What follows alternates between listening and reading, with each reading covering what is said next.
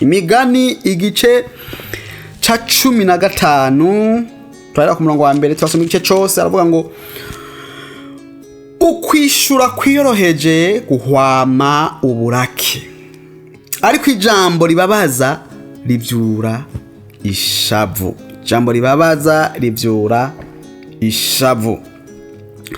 Ururimi rw'abanyabwenge rutonyanga ubwenge bubereye, ariko akanwa k'ibipfu gasuka ubupfu.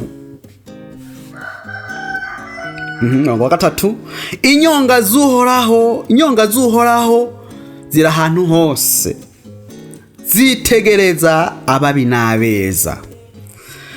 Ururimi rwiza ni igiti c'ubugingo, ariko urugoreka n'akavuna mutima. Igipfu gikengera gutozwa indero nziza na se, ariko uwumvira igihano arakerebuka. Mu nzu y'umugororotsi haba ubutunzi bwinshi, ariko mu nyungu z'umunyakibi habamwo amagorwa. Iminwa y'abanyabwenge ikwiza ubwenge, ariko umutima w'ibipfu sikumeze. Ikimazi abanyakibi batanga ni igisesema kuhoraho, ariko ahimbagwa no gusenga kw'abagororotsi. Inzira y'umunyakibi ni igisesema kuhoraho, ariko akunda uwukurikira ubugororotsi.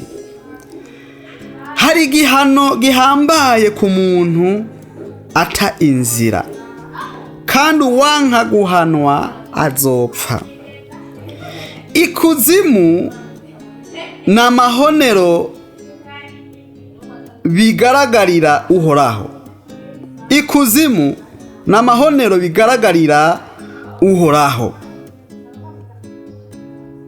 Ikuzimu n'amahonero bigaragarira uhoraho. None imitima y'abana b'abantu ntirushiriza kumugaragarira. Umucokoranyi ntakunda igihano, kandi ntagendera abanyabwenge.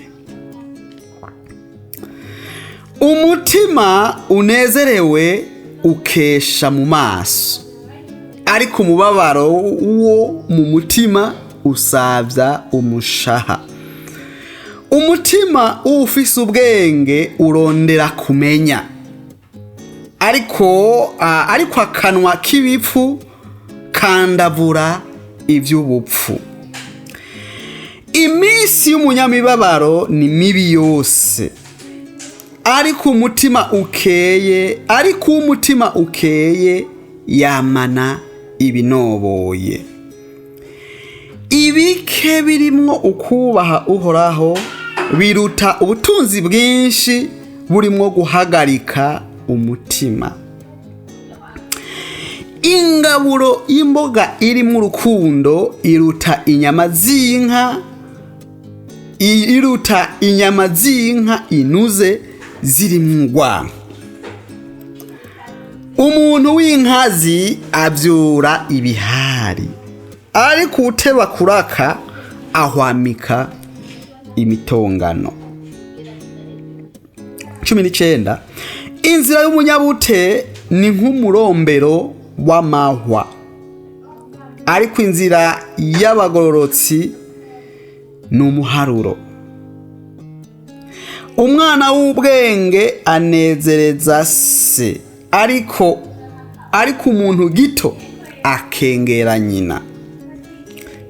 Ubupfu bunezereza igipfamutima, ariko umuntu w'ubwenge atunganya ingendo ziwe.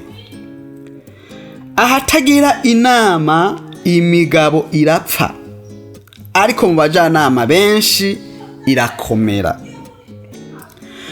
Umuntu anezererwa ukwishura kw'akanwa kiwe, kandi ijambo riziye mu gihe kibereye ewe kuntu ari ryiza. ku munyabwenge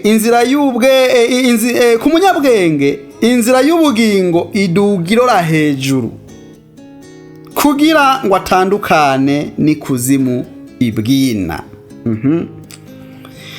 Uhoraho asambura inzu y'umwibone ariko akomeza urubibe rw'umupfakazi.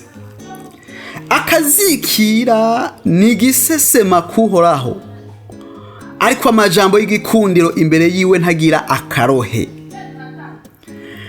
Umuntu ahahamira inyungu atera imivurungano inzu yiwe ariko uwanka ingurire azoramba. Umutima w'umugororotsi witondera ibyo wishura ariko akanwa k'abanyakibi gasuka ikibi.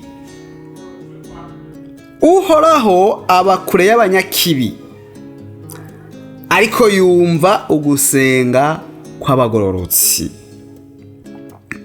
Mu maso hakeye hanezereza umutima kandi inkuru nziza zishira imisokoro mu magufa.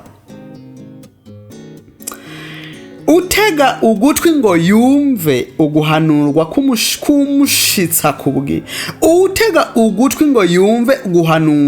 kumushitsa ku bugingo